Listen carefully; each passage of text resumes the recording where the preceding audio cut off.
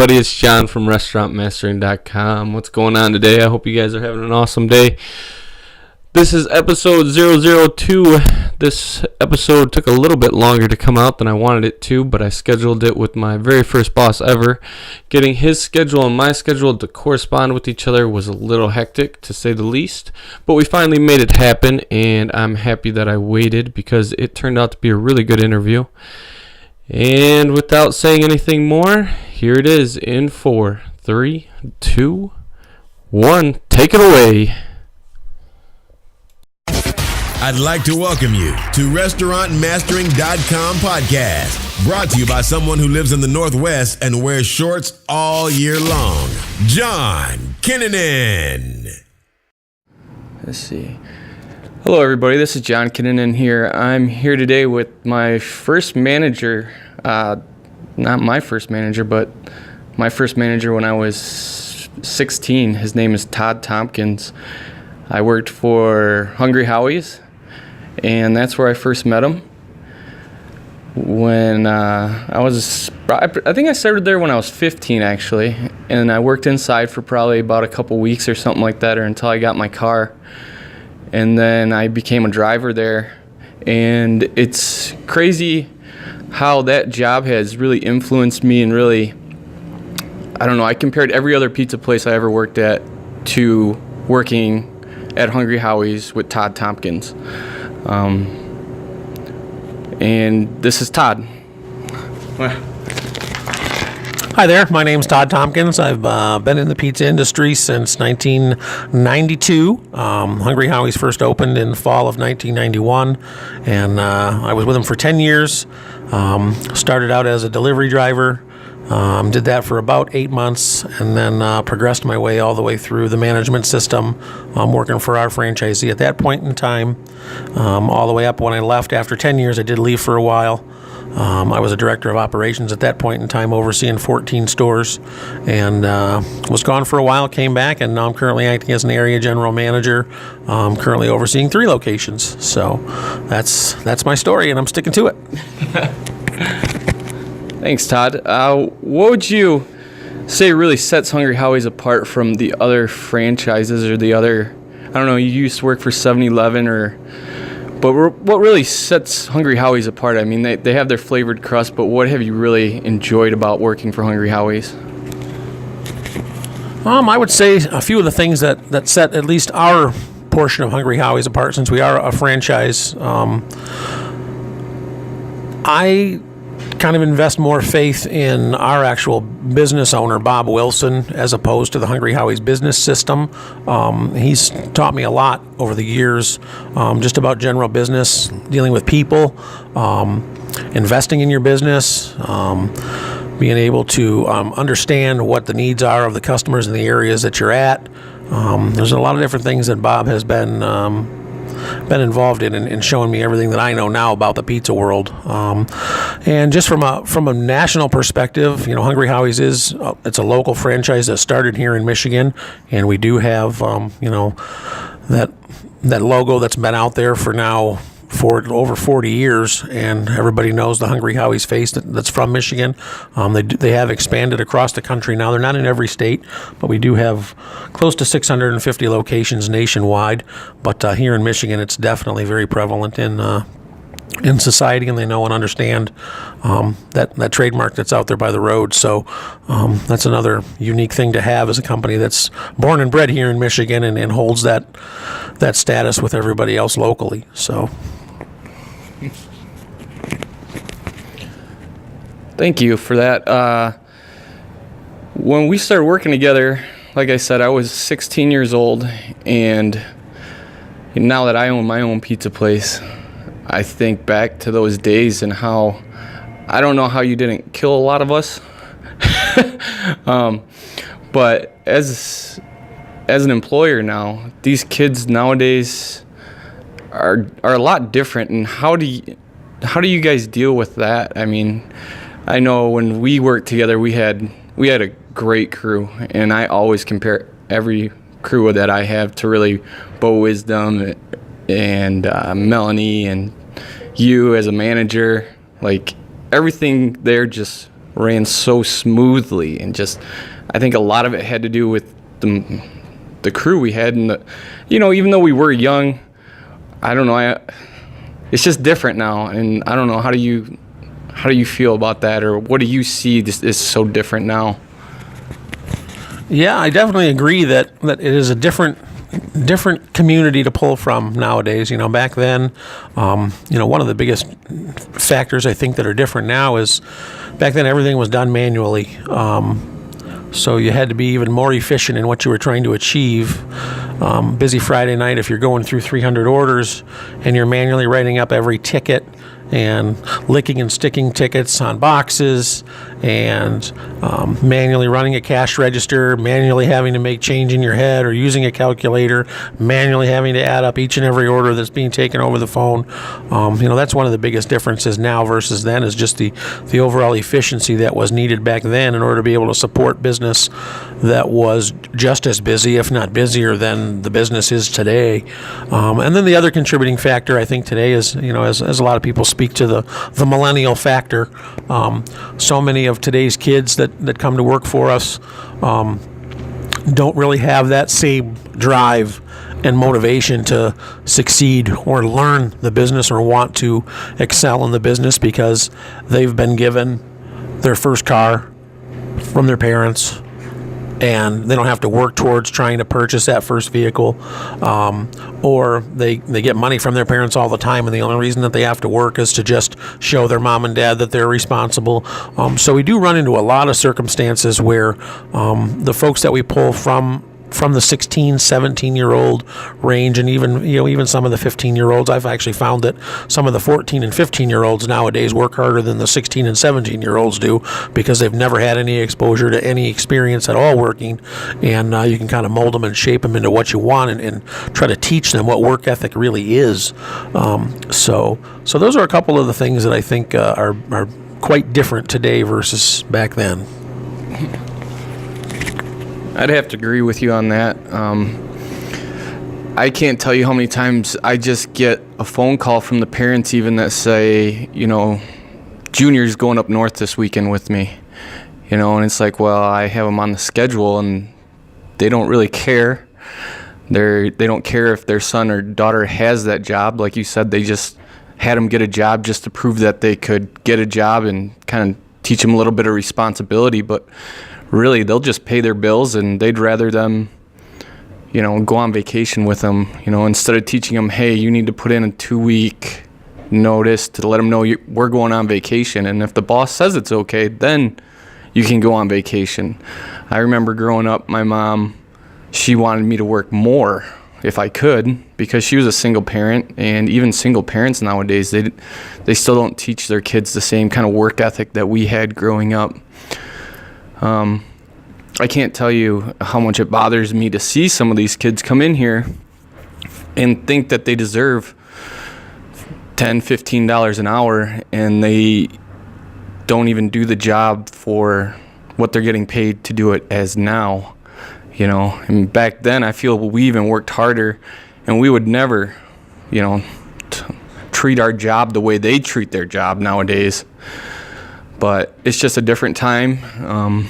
They say every generation gets worse. Our parents probably are just shaking their heads in disbelief at, the work ethic nowadays compared to when they were growing up. A lot of them worked on farms and had several jobs, and responsibilities and chores, and then they went to work on top of that. It's funny, you mentioned licking the tickets and sticking them on boxes. I remember doing that and, figuring out the price on the calculator. And that's how I did it when I first opened this place. That's what I remembered. I remembered how we used to do that, how we had the calculator sitting right there.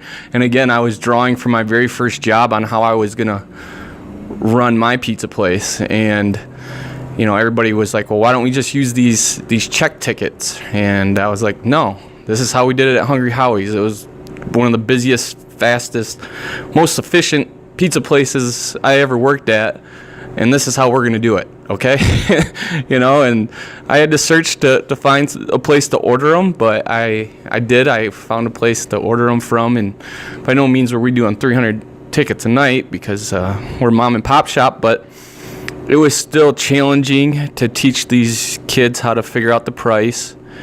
And then there was always, everybody's handwriting was a little different. We had to teach everybody the abbreviations for what pepperoni was, what sausage was, and we even had to, at first I just thought it was common sense. Okay, pepperoni, PE, sausage, SA, tomatoes, TA, it just went down the line, but I had to come up with, part of my, I had to come up with my own procedures because I wasn't a franchise, so I had to come up with a list of toppings and say, this is the abbreviations, this is how it's done, and this, I don't care what you think, and that's part of being a mom and pop shop and really growing as a business owner when I first opened.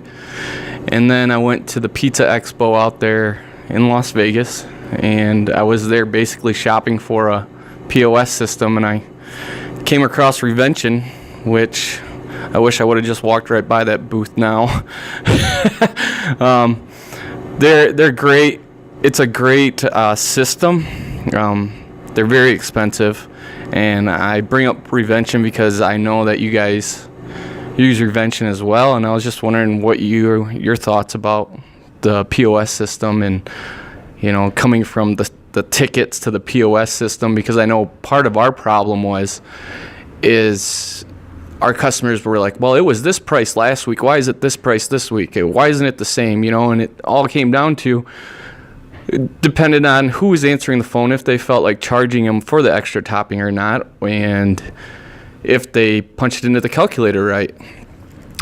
So yeah, you could get 3 different prices 3 different times, and you could order the same thing 3 different times that day, whereas with the POS, it made everything so that it just streamlines everything now. You guys are pushing out way more orders than what we push out, and could you imagine, it makes everything run smoothly for you? Think about it for us, it makes it feel like we're on order number 1, and we might be on order number 60 or something, and I just want to get your perspective about the POS system that you guys use and how the transition from the paper to that, because I remember Bo used to have to figure out the labor every hour, and I never got that technical with it because I don't know, I was always here, so if it was slow, you were going home. But what are your thoughts on it? Yeah, the Revention system certainly did change the overall way that operations happen for Hungry Howies. I know originally back in the day when they were looking to bring aboard a company, not just locally but on a national platform that's going to be able to support as many stores as they were going to require to utilize their system, it certainly has been eye-opening to go back and look at all the mistakes that were made and the amount of time that was involved in manual labor of crunching. You used to become a 10-key expert, being able to use a calculator so fast and add things up because of all the manual labor that was involved with totaling and tallying. Now, like John said, it is universal pricing, and they're going to get the same price every single time that they order. They're going to get the same recipe every single time they order. So it certainly does make it easier for sure. And with the Revention system that we have, maybe a little bit easier for us to get things accomplished with Revention because we have such a strong platform of stores that pull from their call center when there is customer service issues or troubleshooting that needs to take place.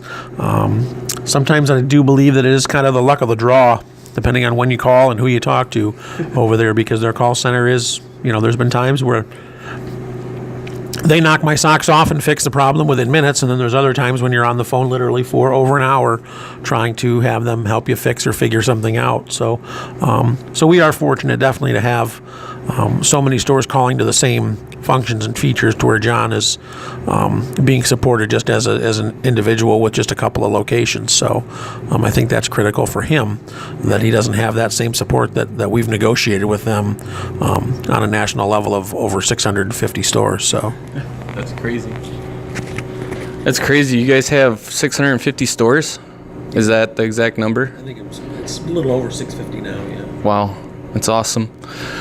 Definitely, if I like being an independent, but on the other hand, being franchises would be extremely nice because, like you said, all the procedures, everything is set in stone. You guys probably have training manuals, for people to watch on video even. Whereas when they come in the first day here,